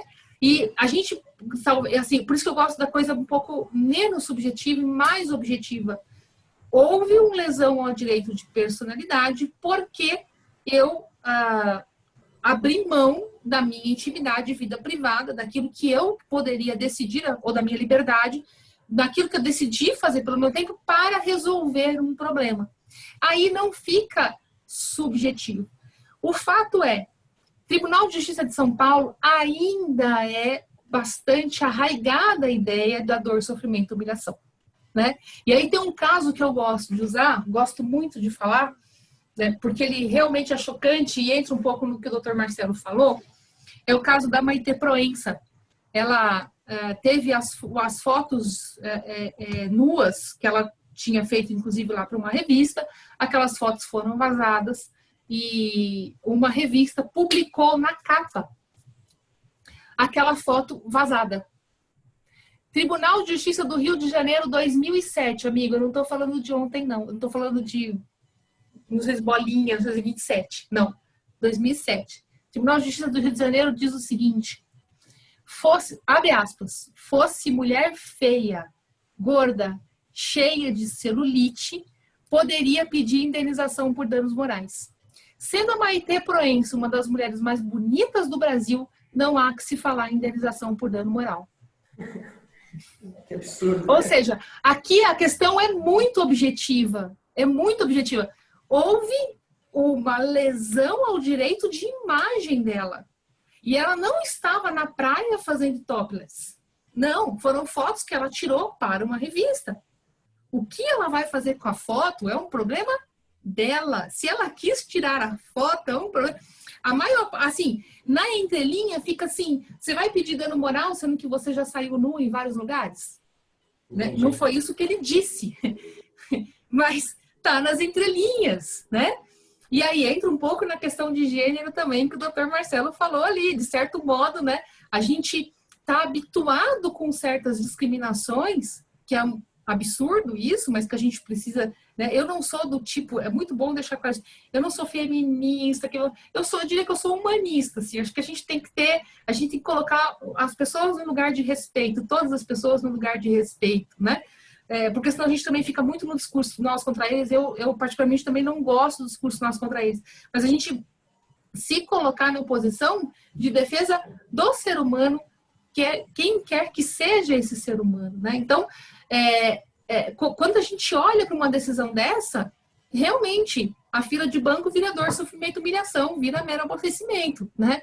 Então, a construção, na minha opinião, Wando, é que tem que ser uma construção baseada em direitos que são direitos fundamentais de personalidade e que a gente precisa tirar um pouco a ideia de subjetivismo. Se eu sofri ou se eu não sofri, isso é uma questão absolutamente íntima. A doutora falou ali agora, quando eu chego uma causa de banco, eu fico feliz. Quando alguém diz para mim que vai colocar o meu nome no SPC Serasa, se eu já paguei a conta, eu também fico feliz. Eu não vou ficar aborrecida, né? Isso não vai me causar dor, sofrimento, humilhação. Mas, objetivamente, a minha honra foi atingida, né? Então, assim, esse discurso eu particularmente gosto de a gente tentar mudar. Mas é muito difícil. É muito difícil.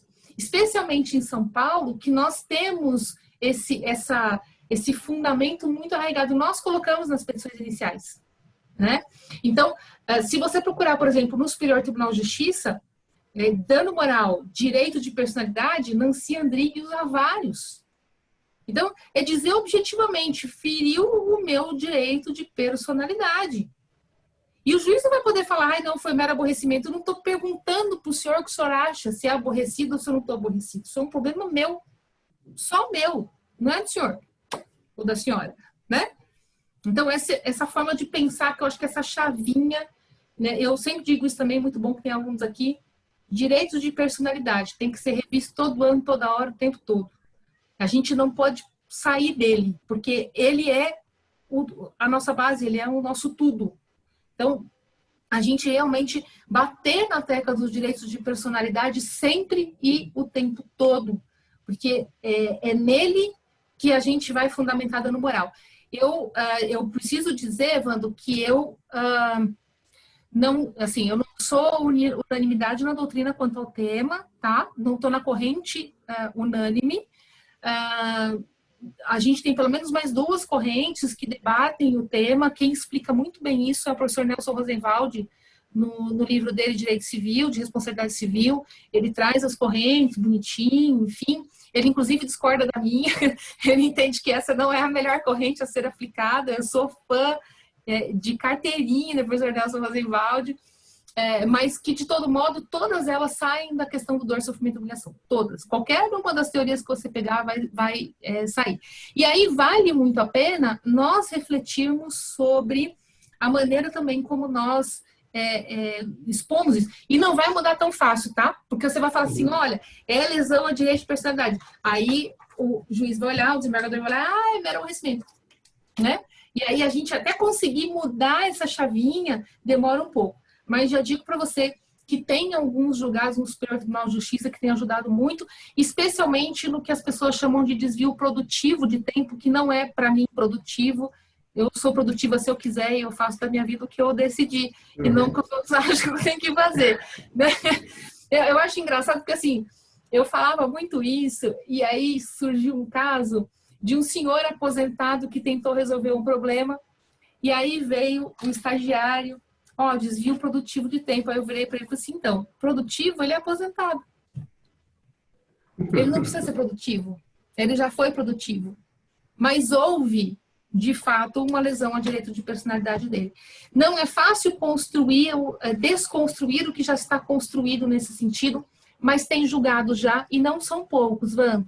Especialmente no STJ, na questão do desvio produtivo de tempo. Tem vários. O Tribunal de Justiça de São Paulo também tem, Espírito Santo tem bastante, Distrito Federal tem bastante. Então, pegar um pouco mais essa linha de relacionar o direito de personalidade com o dano moral, porque eu acho que a gente talvez tenha um argumento um pouco mais forte e menos subjetivo, porque tudo que é subjetivo, e aí virou moda, né? Eu vou dizer, isso é mimimi, né? E você está reclamando à toa, né?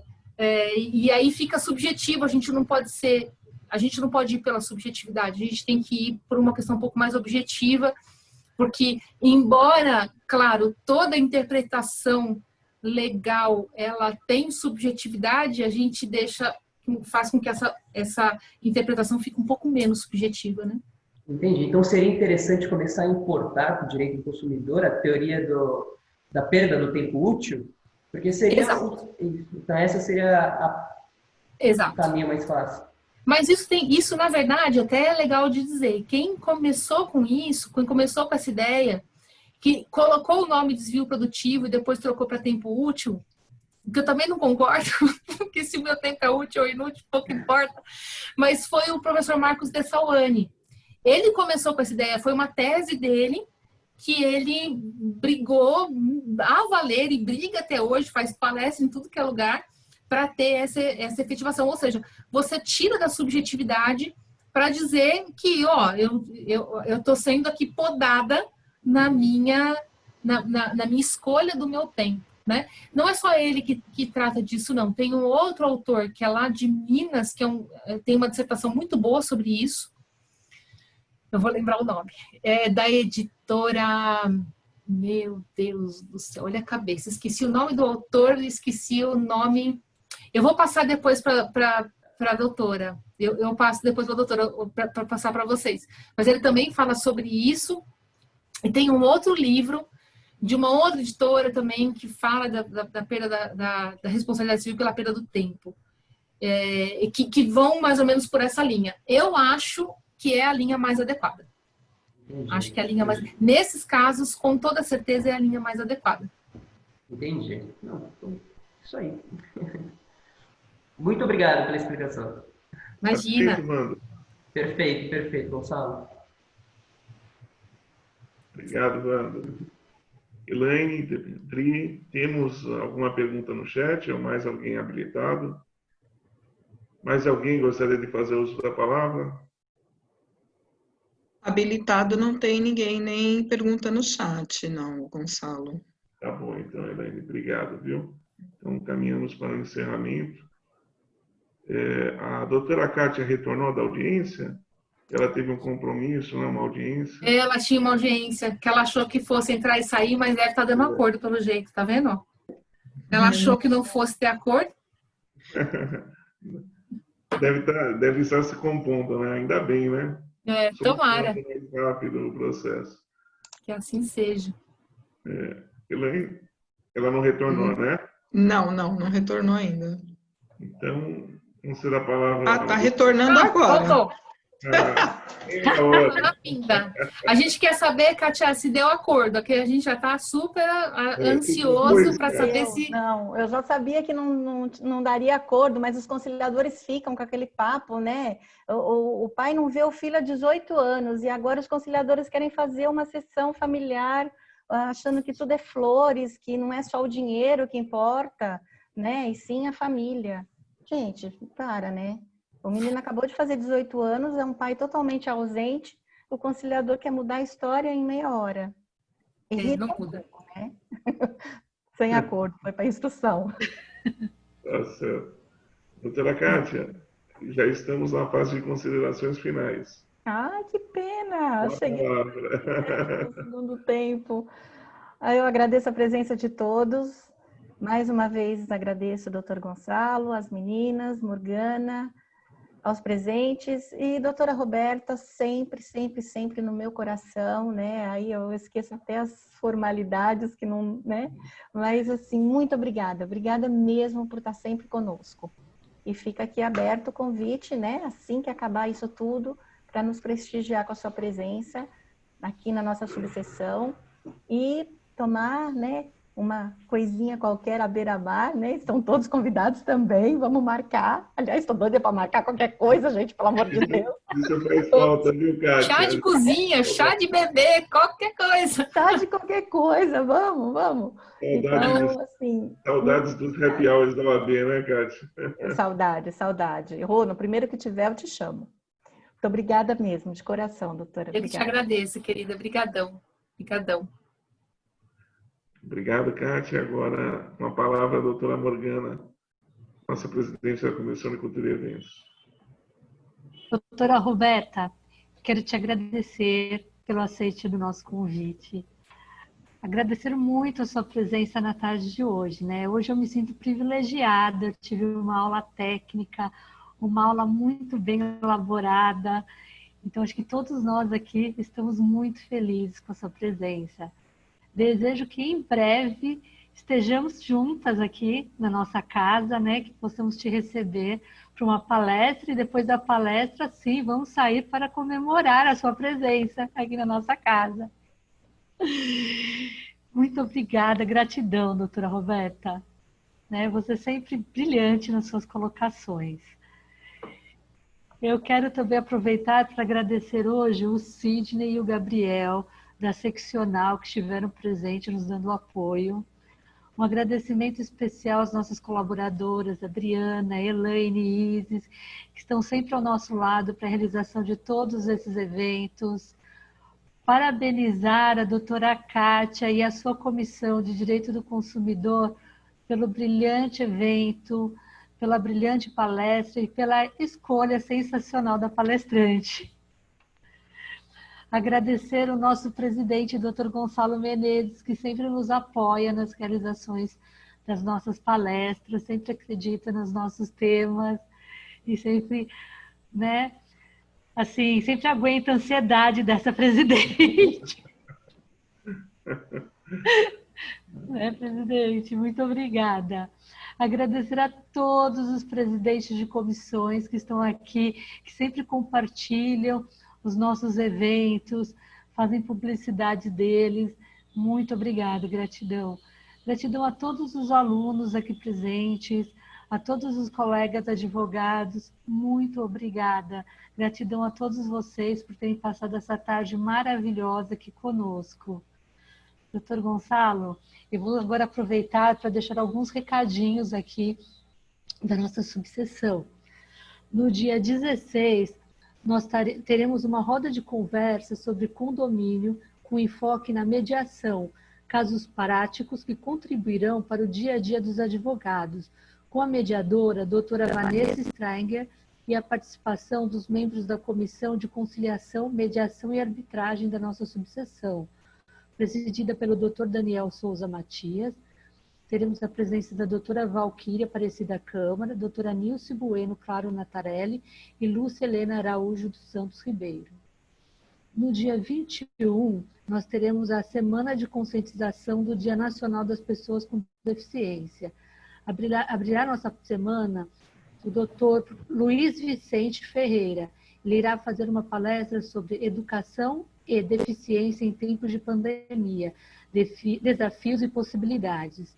No dia 23, nós teremos a palestra sobre o direito das pessoas com deficiência, com a expositora a doutora Patrícia Helena Massa. No dia 25, nós teremos a palestra Transformando o Sonho em Realidade, com a expositora a doutora Ivone Engelmann, né, para encerrar essa semana de conscientização. No dia 28, nós teremos uma palestra sobre direito sistêmico, com a expositora a doutora Thaís Aides Coelhos Costa.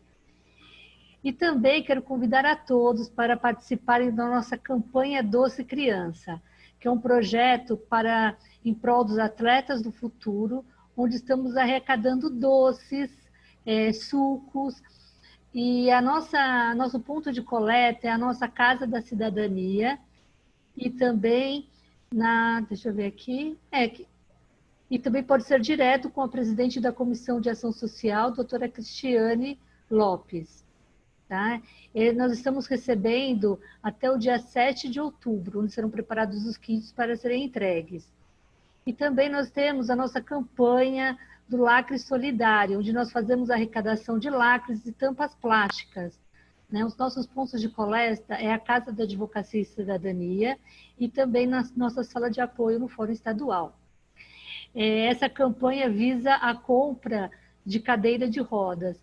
Então, a gente pede muito a colaboração de todos vocês, porque é uma coisinha tão pequena para nós e que faz toda a diferença na vida de uma pessoa, né? Dando a possibilidade dela ter uma vida mais acessível, mais independente, com a sua cadeira. E, mais uma vez, doutora Roberta, gratidão por ter latido aqui hoje, na tarde de hoje. Foi maravilhoso. E eu vou devolver a palavra aqui ao nosso presidente, porque senão eu não paro de falar, né, presidente? Obrigado, Morgana. Obrigado pela dedicação. Eu que agradeço.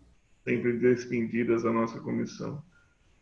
Bom, em suma, ratifico aí as congratulações já externadas pelas presidentes Morgana e Kátia. Realmente, a doutora Roberta Densa merece toda a nossa reverência. Acho que não só pela capacidade de explanação, mas também pela forma como enfrenta os temas. Doutora Roberta, não sei se eu gostei mais da fase expositiva ou da fase de esclarecimentos das perguntas, porque a doutora foi bem sucedida em ambas, né?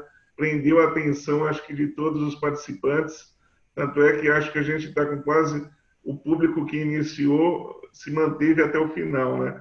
E isso demonstra aí a capacidade técnica e a qualidade excepcional da palestrante. Heróis da resistência. Heróis da resistência. Oi, eu falei que são heróis da resistência. Não, realmente, tenho certeza que os doutrinadores que a doutora citou, que não concordam com a sua linha, mas com certeza respeitam os fundamentos exteriorizados aí para defender a sua tese, né, acerca das matérias afetas ao direito do consumidor. Porque a doutora realmente tem uma capacidade ímpar aí de argumentar, né? E essa que é a principal ferramenta de todos nós, advogados, né? Especialmente para os alunos que hoje nos prestigiam, né? Por intermédio da professora Kátia Piazza, que é extremamente querida pela FPG, né?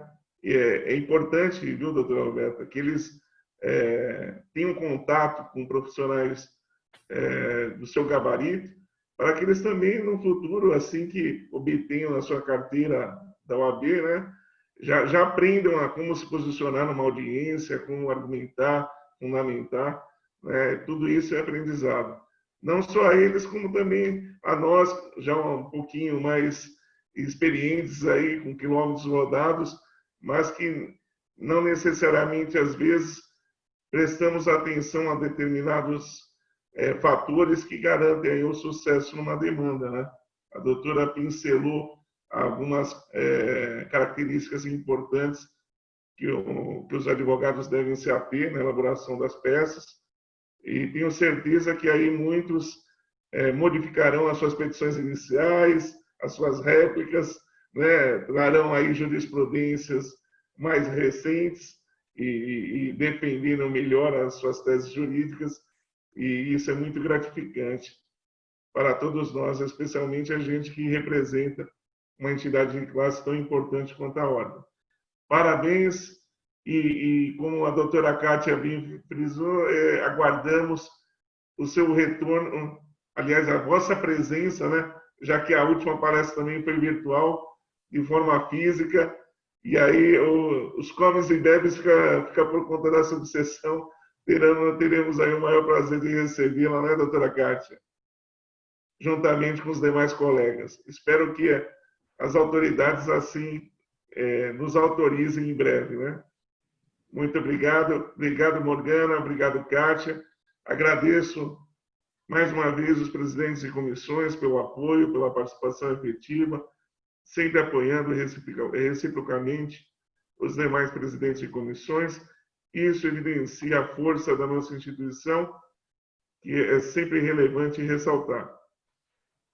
Agradeço também aos demais membros de comissões, aos alunos da FPG, futuros colegas, advogados, às nossas colaboradoras, Elaine, Adri e Isis, nas pessoas de quem cumprimento também aos demais que ficaram na nossa casa da advocacia aí, defendendo os interesses dos nossos colegas, né?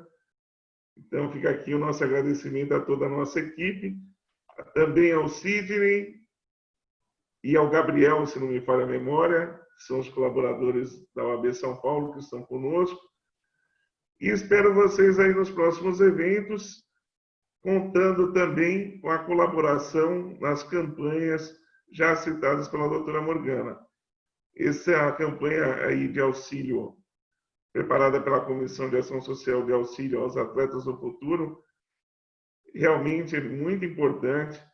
São crianças extremamente carentes, e aqueles colegas aí que puderem contribuir de qualquer forma para possibilitar o ingresso dessas crianças terão a gratidão aí eterna da nossa instituição, né? Fica aqui registrado desde já nosso agradecimento, a solidariedade de quem puder prestigiar essas campanhas. Doutora Roberta, tudo de bom, viu? Muito obrigado. Até a próxima. Isso. Obrigada, doutor Gonçalo, Morgana, obrigada a todo mundo que ficou, Kátia, e até a próxima. Obrigada mesmo. Valeu. Até mais. Até mais, gente. Uma excelente noite. Tudo de bom. Boa noite. Boa noite. Tchau, tchau. Tchau, tchau. Boa noite a todos. Obrigada, Rô. Obrigada a você, querida. Beijo.